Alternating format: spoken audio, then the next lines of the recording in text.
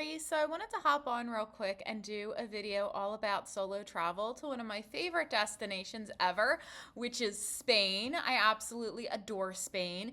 And if you're thinking of planning a solo trip to Spain this spring or summer, I really hope that this video encourages you to book it. Now, as always, just keep in mind this video is based on my experiences and my experiences only. With any solo trip, it's important to look into a variety of sources to determine whether it is perfect for you, because with all travel, you're going to spend a lot of money to get to the destination, and you just want to make sure that it's where you really want to go. And for me, I've always really loved Spain and have always had an incredible time, and I want to share the joys of Spain with you all. So without further ado, let's get started and talk about all the reasons why you should consider Spain for your next solo travel destination. First and foremost, something that I love about Spain is that every region is drastically different. Whether you're going to Catalonia, where Barcelona is, visiting Madrid with all the fantastic museums, or Andalusia with the Moorish influence, every region of Spain has something unique to offer. So, for example, if you pair two different regions, it really and truly does feel like going to two different countries for the price of one, so to speak. And this is especially beneficial if you are traveling alone with limited time. So that's one of the reasons that I adore Spain, is because each region is really and truly different. And it's just awesome. There's really nothing else to say about it. Really fortunate because travel is 1,000% a privilege to visit Spain multiple times. So I do have linked in the description solo travel guides to multiple cities such as Madrid, Barcelona, Granada, and more. So I'll put those in the description box for you if you need to do additional research for your solo trip to Spain. Another reason that I love Spain, I have to say, is the food. The food is remarkable, and tapas culture just makes solo dining a million times easier, at least for me, because even though I travel by myself a lot, I still get really nervous eating by myself. It's so weird. I always feel like people are judging me or wondering like, hey, why does that girl have no friends?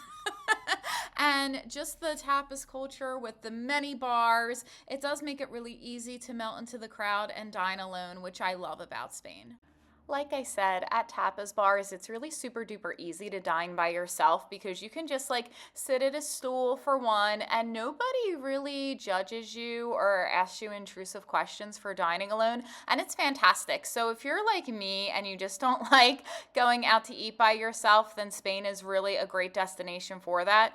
Furthermore, like anywhere else that's known for its food, all of the Spanish cities have food tours everywhere. So if you join a food tour, you're more likely than not going to meet other people because, at least in my experience, people bond more readily over food. And I can't think of a time where I haven't talked to somebody on a food tour that I took. So even if you're not quite sure if you want to go into a tapas bar by yourself, maybe book a food tour for that first day and just see how you do that way.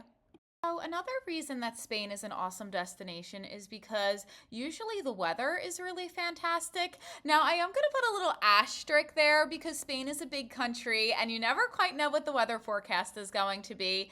And I will say, if you go to Madrid in the winter, there's actually snow. So don't always expect it to be warm and sunny and perfect in the north of Spain.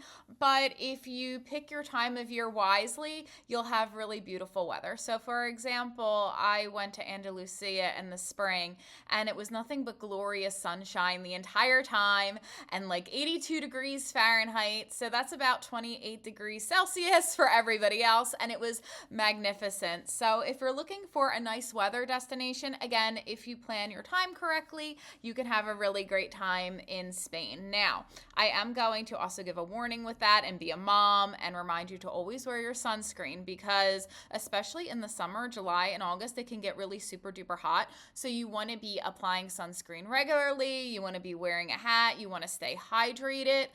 The south of Spain, especially, it's a very dry heat, so you may not always notice when you're getting dehydrated. So it's very important to always have water with you. And as far as I know, it is the law in Spain for the restaurants to give you tap water if you request it. So don't be shy about asking for water at a restaurant if you're feeling yourself getting a little overwhelmed. But overall, if you take precautions and plan properly, the weather in Spain is great. And it's another reason why I just love it so much, especially now because it's the winter where I am in New Jersey and it's just been freezing. So I've been thinking about Spain a lot, to say the least.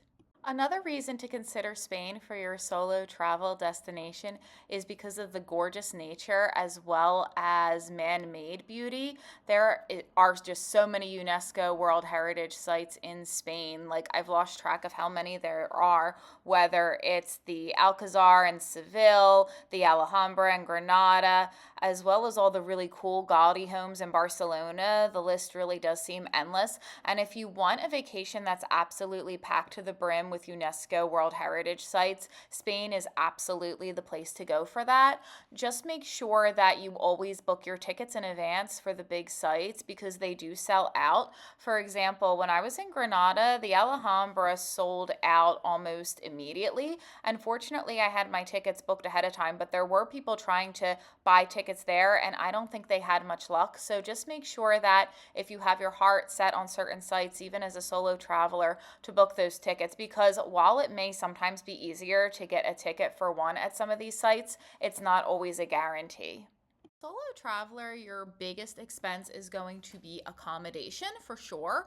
So I absolutely recommend doing your research ahead of time. But fortunately, Spain has a lot of really great, reasonably priced accommodation, especially in the bigger cities. There are a lot of hostels that you can choose from. Now, I know hostels, they're not everybody's thing because I get it. What immediately comes to mind are a bunch of dorm beds and you have to share your space with 6 other people. And you can do that if it doesn't bother you. But if you're a bit older or if you like your personal space, then you can definitely look into hostels that have private rooms because they are available. And as always, just make sure that you read reviews. And if you want even like a nice 2-star hotel, there are also plenty of those as well. And in general, I find that the accommodation in Spain is cheaper than other European destinations such as France, the UK, Germany, and it goes a little easier on your wallet, which is always nice. Now, there is one thing I'm going to say about accommodation, just as an FYI.